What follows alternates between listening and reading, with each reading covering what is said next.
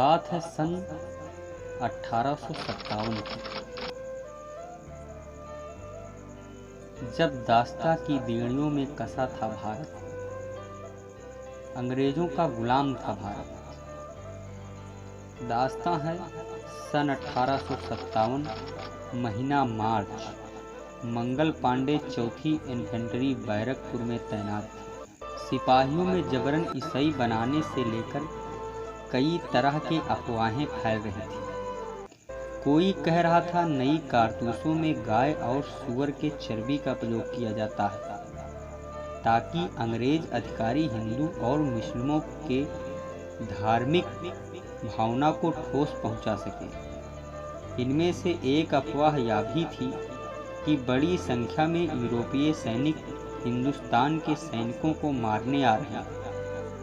इसी आग को अपने सीने में जलाए बैठे थे मंगल पांडे, एक वीर योद्धा। मार्च 29, 1857 दिन रविवार, बैरकपुर स्थित 4वीं बंगाल इन्फेंट्री का लेफ्टिनेंट चर्च जाने की तैयारी कर रहा था। तभी उसे खबर मिली कि इन्फेंट्री के जवान अशांत लग रहे हैं। मंगल पांडे चिल्लाते हुए गरज रहा था। वो कह रहा था कि जो भी अंग्रेज उसके सामने आया उसे वह जान से मार देगा।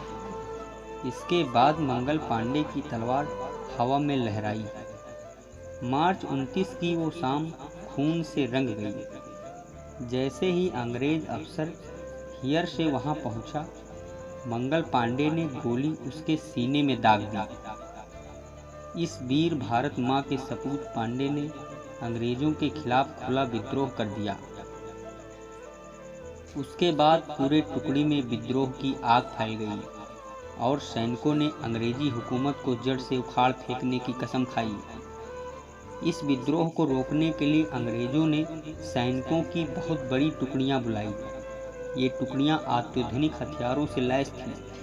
इतनी बड़ी सेना के सामने मंगल पांडे व उनके साथी रेत के समान थे। लेकिन मंगल पांडे का हौसला उससे भी कहीं बड़ा था। बहादुरी के साथ मंगल पांडे लड़ते रहे और अंग्रेजों को मारते रहे। लेकिन भारत का दुर्भाग्य रहा कि अंग्रेज इस विद्रोह को कुचलने में कामयाब रहे। मंगल पांडे अंग्रेजों के हाथ नहीं मरना चाहते थे। इसलिए जब उन्होंने घुड़सवार और पैदल सैनिकों को अपनी ओर बढ़ते देखा तो बंदूक की नली खुद के सीने के ऊपर लगा लिया।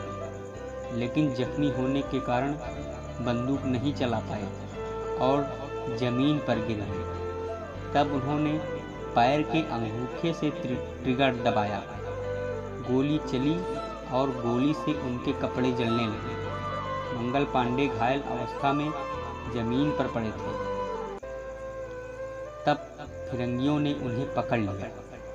8 अप्रैल 1857 को भारत के इस वीर शेर, एक महान योद्धा को फांसी दे दी गई।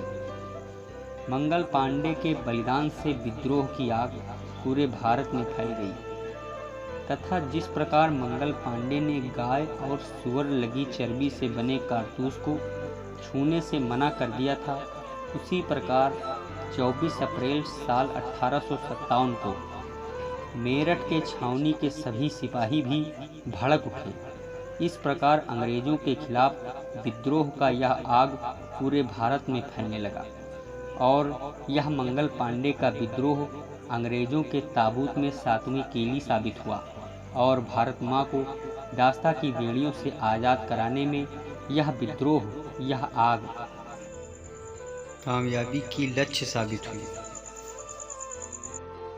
लेकिन मंगल पांडे जैसे भारत माँ के वीर सपूत भारत की मिट्टी में मिल गए और भारत मंगल पांडे को खो दिया।